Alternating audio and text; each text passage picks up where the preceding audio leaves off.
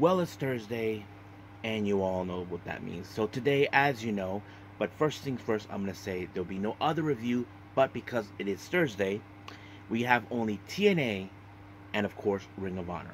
As you know, TNA, we continue with more of the Ultimate X qualifier matches. You know, there were 2 more open spots left.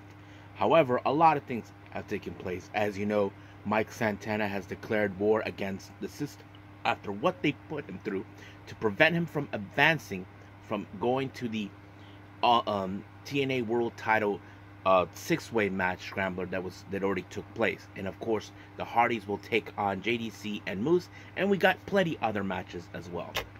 In Ring of Honor, we have some very interesting matches that took place. We have, of course, Angelico being involved in a pure wrestling match style, and this is the first time we ever get to see him. And of course, we do have Mark Briscoe defending the ROH World Title against Beast Mortos. Now remember, Beast Mortos pinned him during an AEW show, but this is a match where, of course, Briscoe is intending to right a wrong. So we will see how that will rolls up. And then, of course, we cap up our episode with some news updates to give you guys updates what's been going on in the world of pro wrestling, such as what events the promotions are thrown out, who's booked, what matches are set, including developments that are happening in the world of pro wrestling as we speak. So, let's get ready for another episode of Deleted Wrestle Zone.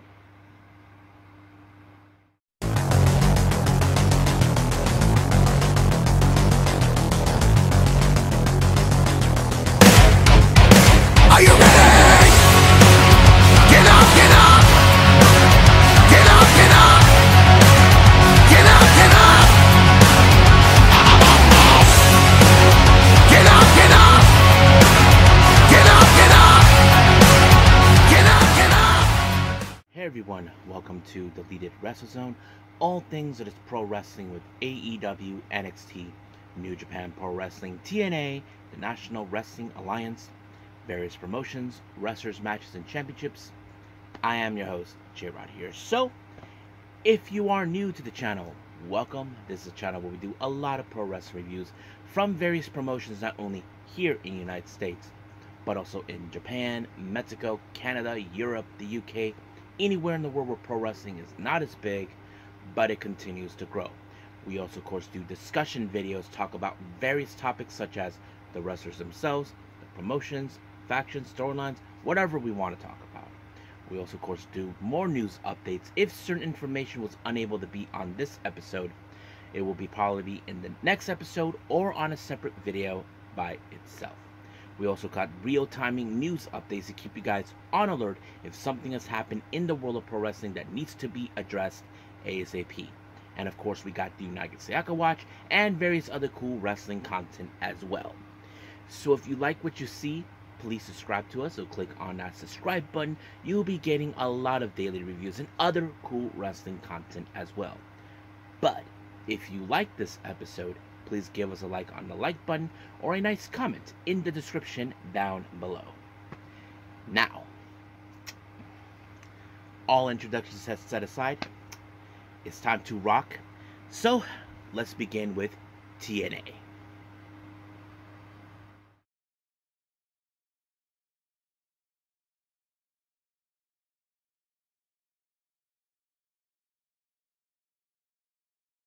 Okay, so TNA, as you know, we are now heading to Emergence.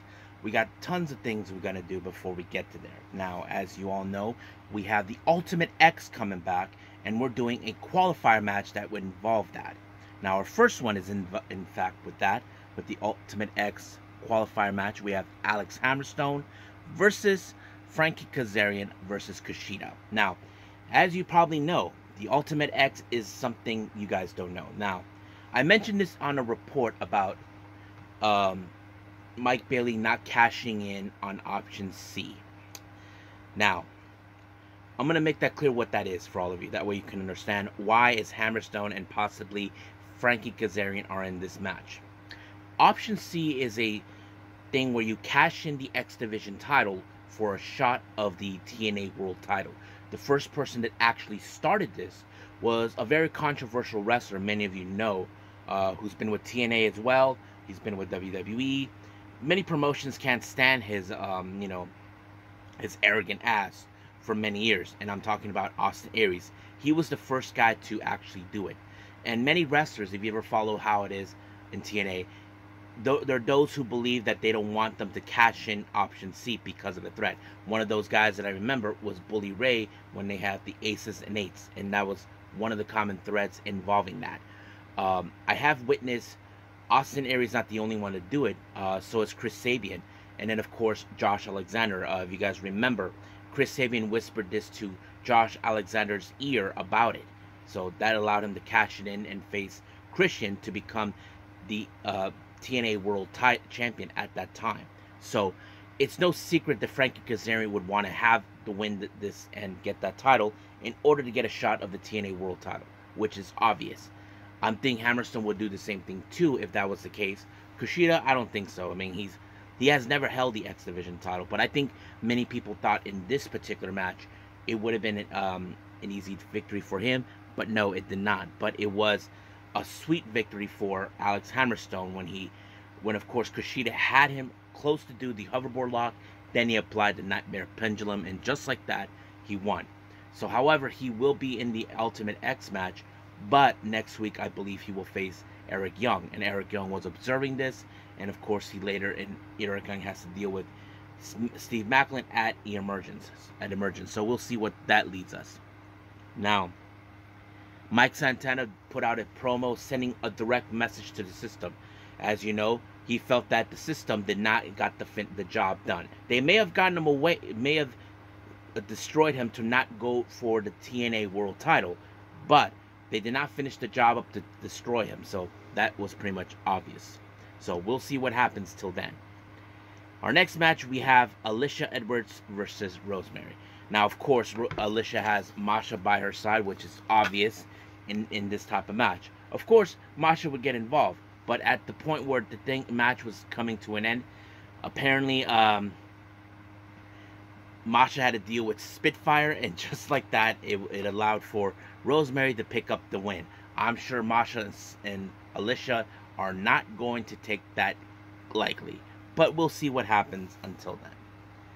Our next match, we have Zaya Brookside, Rhino, and PCO taking on Steph Delanders, Khan, and of course, a man we haven't seen for quite some time, Madman Fulton. Now, Steph Delanders, as you know, what happened a couple of weeks ago, PCO was attacked by Matt Cardona, but this time, Steph Delander was not following in line with Cardona at all, and kind of led for PCO to pick up the win. And Matt Cardona was not a happy camper, the fact that Steph Delander is sticking by, of course, PCO.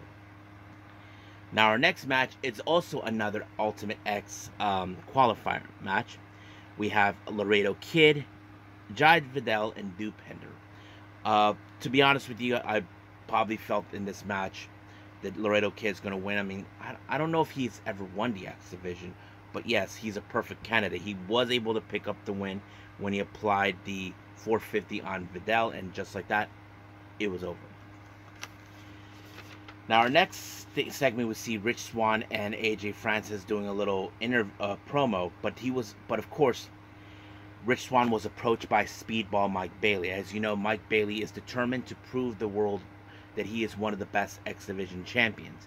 So he put, of course, Rich Swann on the map. And, of course, Swann is not going to turn away over something like this. And obviously, AJ Francis wouldn't. So that match will take place as well. Now, our next match, we have Charlie Dempsey versus Jonathan Gresham. Now, of course, Jonathan Gresham is not doing that whole thing that we've been seeing.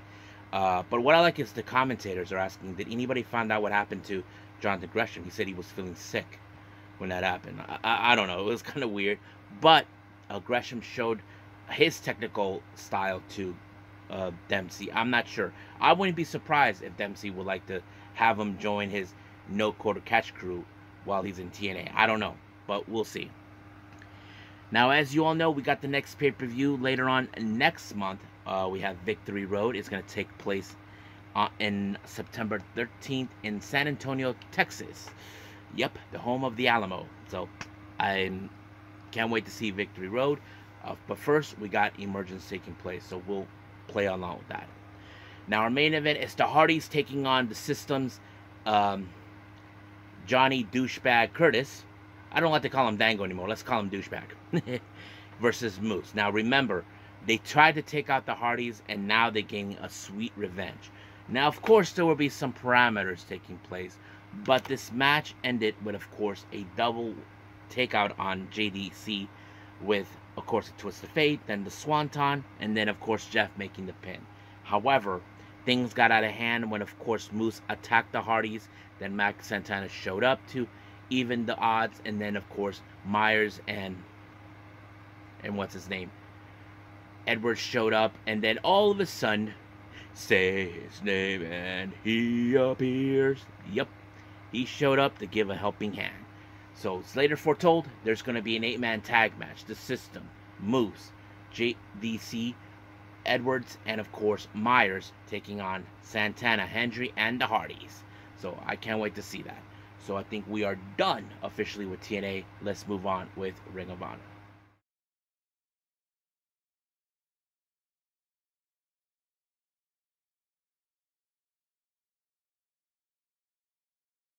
Okay, Ring of Honor. We opened up with, of course, a very interesting 8-man tag match.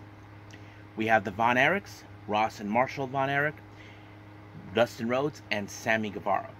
Good old Texan boys teaming up. They face, of course, the Dark Order, Silver and Reynolds, along with the Undisputed Kingdom, Taven and Bennett. Now remember, Taven Bennett just recently lost the tag titles to Dustin and Sammy. But what does that mean in some capacity over this? Well, there's a lot. But however, there is a lot of factors in this. And of course, we did see Evil Uno, who was right there making sure they were going to lose. But we saw some interesting moves. You know, the whole Dustin Rhodes thing, what he did when he was Goldust. I thought it was a real fun match. But it was, in fact, of course, what's his name? Marshall with the Iron Claw slam onto Silver that allowed him and his team to pick up the win. So, a fantastic win by these guys. Now, Mark Briscoe did a video promo talking about, of course, his match with Mark Briscoe. Now, he's not an idiot. He knows that he lost big time. He knows that this is a match he cannot, overlook. But for him, it does give him the opportunity to right that wrong. But the real question is, can he withstand Beast Mortals, who will love nothing more to take away the ROH World Title? We'll see that, since that is our main event. Now, our next match, we have the Cage of Agony. Brian Cage, Teo Leona, and Bishop Khan taking on Serpentico, Fuego del Sol, and our current ROH World Television Champion, Atlantis. Now, of course, this was a pretty good match. We have 3 wrestlers in all masks, and I thought it was real fun, not to mention, I thought the match was pretty great. But unfortunately, well, the part of me thought in this match, if Cage would have pinned Atlantis, it would have been a situation where he has to defend the ROH World Television title against Brian Cage. But it did not turn in that way, because Brian Cage applied the drill claw onto Serpentico, allowing for him and his team to pick up the win.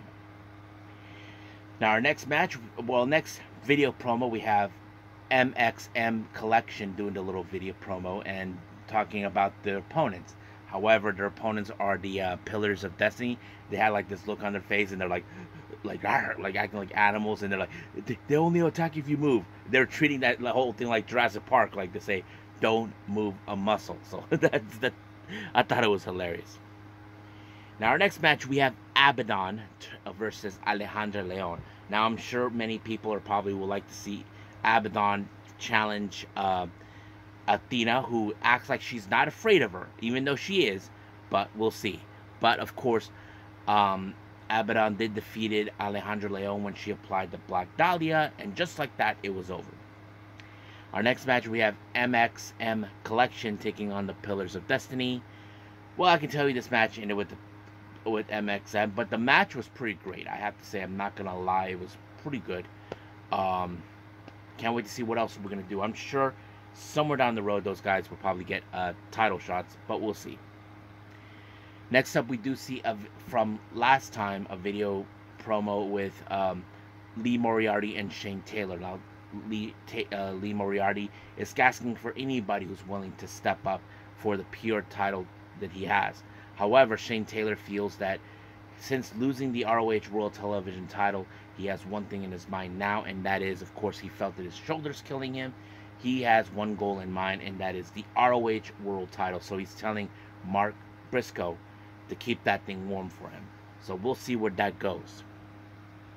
Now, we do have a Pure Wrestling's rules match. Not the pure title, but the rules. Of course, Angelico, I had a feeling that this was going to be an interesting. We do know he has great submission techniques. I mean, you saw that he learned a lot from during his time in Mexico. But, however, I did not anticipate a whole lot on that. There was a moment when Aaron Solo, his opponent, did the punch in the fist. Same thing with Angelico. But, however, Aaron Solo has already exceeded his rope breaks and did allow for Angelico to pick up the win. Even Ian Riccaboni was surprised. But he does have that premonition feeling that we could possibly see Angelico be one of those guys, the challenge for the pure title, which honestly, I think it would be a perfect opportunity to see him what he can do. So we'll see about that. Our next match, we have Trish Adora versus Erica Lee. Well, we all know Erica Lee. She's like the cheerleader for the Outrunners, but they weren't there, while Trish Adora has the infantry by her side. But, of course, Trish Adora did take her out by applying a lariat, giving a win, and that was pretty much it. Then we did see a little video promo between the Righteous and Lance Archer. It appears that they're sending a direct message to anybody in the locker room, so we will see what happens. Now, Commander, he is back. Those who know this, Commander lost the AAA Cruiserweight title recently in Triple Mania to Matt Riddle, which is kind of weird. But right now he doesn't have that, so he faced against KM. I can tell you this match ended with Commander applying a shooting star press, and just like that, it was over. Then we have Inje Iduka versus Dion Russman. Iduka, you may have seen him before. I've seen him in MLW. I've seen him in certain promotions. But yeah, he picked up a great, fantastic win when he did a slam onto Russ, and just like that. Next up, we have the Iron Savages. Excuse me. Facing against Jay Alexander, Colton Charles, and Rosario Grillo. Of course, the Iron Savages were going to win this one, which was obvious. But the surprising is the way how they launched Boulder, I mean a very huge dude, off the top of the ring like a rocket onto I forgot who he was. I think it was the I don't know, Colton. I'm not sure, but just like that, they just won. I'm like, okay, big dudes won. Next up, we have Marina Shafir taking on Tiara James. Well, I can tell you that she put her away with a chokehold, just like that. Now, of course, we see a celebration with Angelico winning the thing, but Serpentico, of course, brought up the opinion what Ian Riccaboni said earlier. He did stated that you should go for the pure title, but he says okay. But of course, Angelico had that thing in mind. But if I'm Angelico, I will try to focus more to build up more of that pure wrestling style before anything else. So that is obvious. Now, our next match, we have Nick Camarada versus Jacoby Watts taking on 2.0. Daddy Magic and Cool and Edge, who we haven't seen. Well, we know where Cool and Edge has been the entire time, taking care of his newly wife, Ruby Soho. We haven't yet learned if their baby has already been born, but hopefully we probably will get that answer soon. But it's great to see those two together, and of course, there was a moment Camarado accidentally hit Jacoby, and then it was a double DDT on him, and it was Daddy Magic that picked up the win. Next up, we have Tony Nese taking on Leo Rush. Now, of course, Tony Nese thought this match was going to be over because he had Leo Rush where he wanted him, and that effing weasel Sterling gets in the way. But luckily, thank you, Lio Rush, he knocked out that weasel. I really hate Sterling. He's a real annoying little prick, you know. But however, Lio Rush did took out Tony Nese with the final hour, and just like that, it was over. Now our main event is the ROH World Title.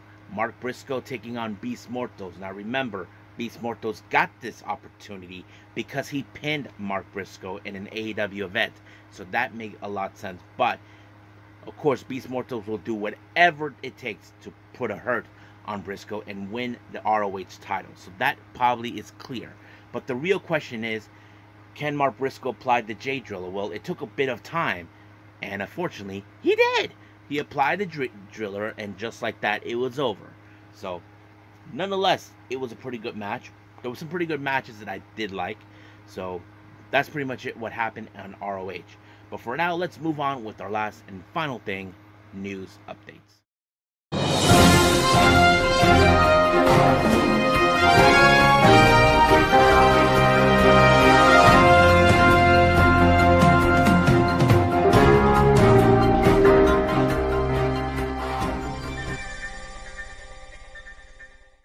Okay, so welcome to our news updates.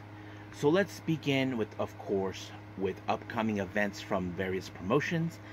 Our first one we have a couple is from two different events from West Coast Pro in the month of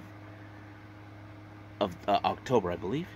Yes. Now, as you know, for the month of October, we have the For the Homies that takes place on October 5th, and they just announced Starboy Charlie will be involved in that one. Now, and then, of course, later on the 11th of October, they have That Thing That You Should Not Be, which is a phrase to one of Metallica's songs. 2 matches have been announced.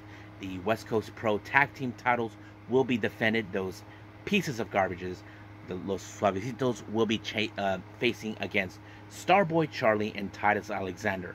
I would love to see those 2 guys win, because not only because I don't like the Suavecitos, the way they act, but I think Starboy Charlie and Titus Alexander will be a tighter tag team. That's what I would think. And of course, they announced Calvin Tankman will also be there too. Now, many of you may know this. We do have the upcoming Sareee-ISM show later on in September. They already announced for many matches. However, one match has not been announced, and that was a match for Mio Momono, who in fact does not have an opponent. So the real question is, who will be opponent? Well, luckily for all of you, the opponent, the Sareee, as you may know her in NXT, has found her a perfect opponent. And you know how she found one? Well, she went back to her old mentor. That's right, Yumiko Hotta from T-Hearts. And apparently, they put her with this, with Miku Kane. Now, those who don't know her, Miku Kane recently, as you all know, originally came from At-Risk Girls, and then she apparently signed with T-Hearts. So she just recently joined T-Hearts back on August 16th. So basically, that's pretty much it. So this is what Sareee mentioned about it. So let me pull it up real quick.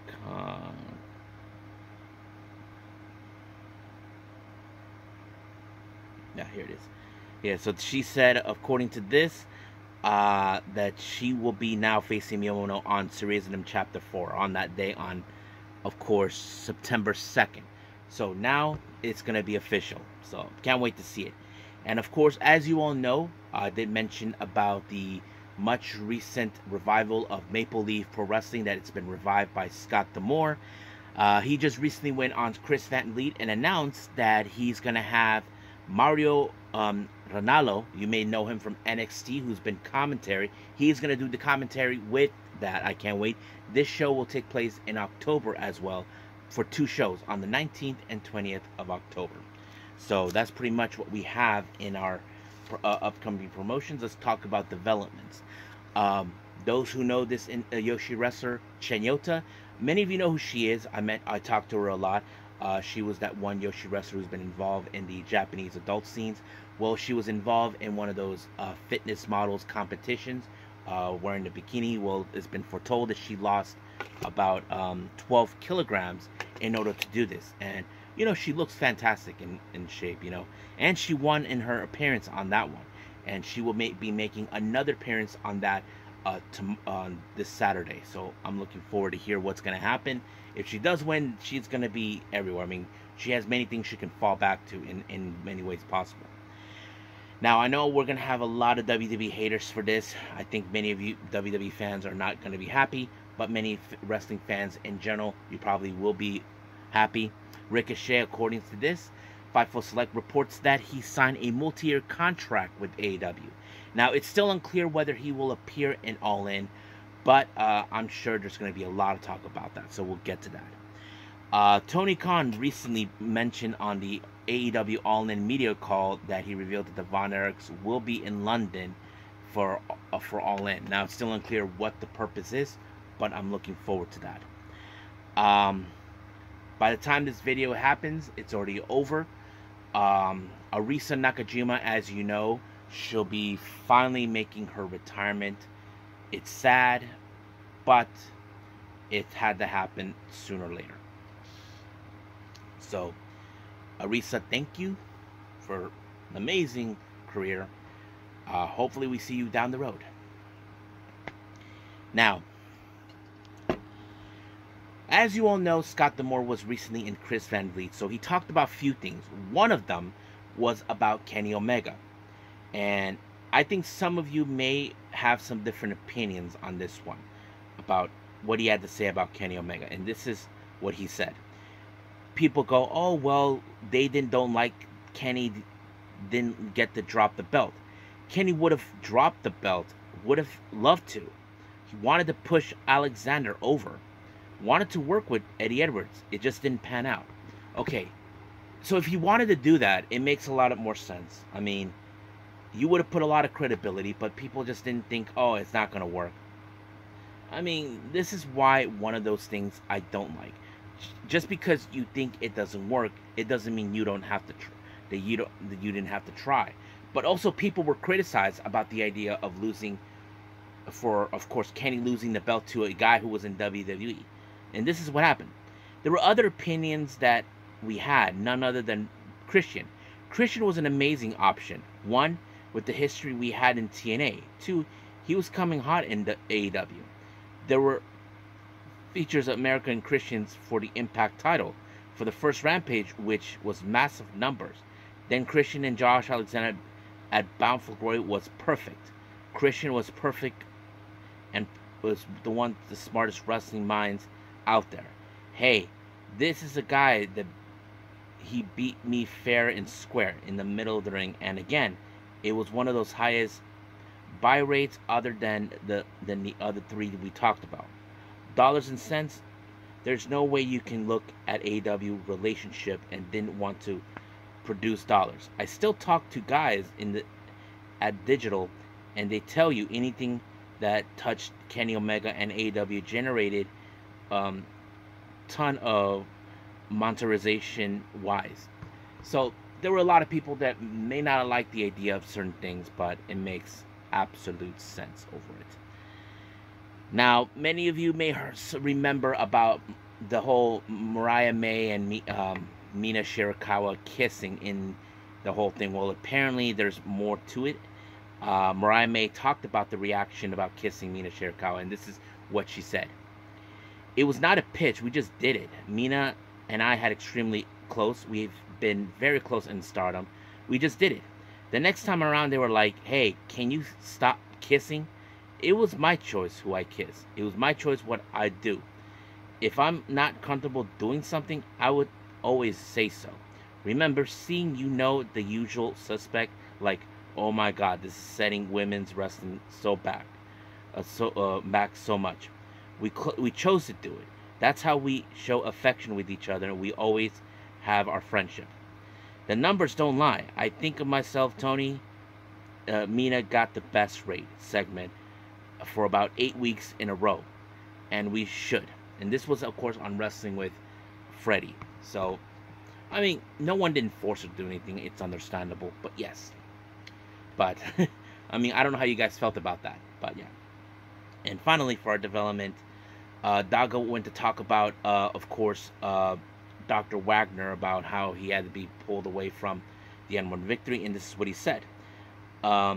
They have blood of Aztec warriors. he'll be back, which is true. I mean, there are warriors, not to mention, but there's no doubt we will see Dr. Wagner, Hijo de Dr. Wagner soon. Hopefully he gets better, and I pray that he gets 100% well.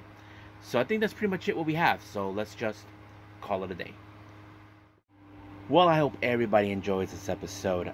Before I proceed any further, I want to apologize to people. I know I said if there was any possibilities, I may do another review before doing TNA and Ring of Honor. I was unable to do so. Reason is, those who know this, I mentioned this last month that I was working at the San Diego Comic-Con. Yes, I work security. That's my day job. And the errand I had to do involves that. It wasn't work. Well, I wasn't working at all, but I had to do something that would involve that one. I actually had to get my guard card. Everything's been paid for, and not to mention I had to redo the classes, and I passed with flying colors with 100% on both exams. So I'm very proud of that, guys. I'm not really good in studying and all that, but I'm really happy that I was able to accomplish that. So that's a pat on the back for me. Now for our next episode, you probably are asking, we got AEW Rampage and NXT. Yes. Now as we speak, we may have, of course, Stardom. We continue with more of the 5-star Grand Prix. We'll see how things will progress from here on out. I do know we have another Tokyo Show Pro Wrestling of the Tokyo Cup. There is another Tokyo Pro Wrestling event that involves like a Nakajima show, a Shoko Nakajima thing. I don't know. I gotta look at it clearly, and I'm not 100% sure if I'll be able to see the last match with Arisa Nakajima, but we will see how that goes. But as I said, AEW Rampage and NXT Level Up are the primary, but we'll see how it goes. But for now, we'll leave things as it is, and I'll say this, and I will see you guys in the next DWZ time. Same DWZ channel. I must bid all of you adieu. So, goodbye. Mwah. And have a nice day. Bang.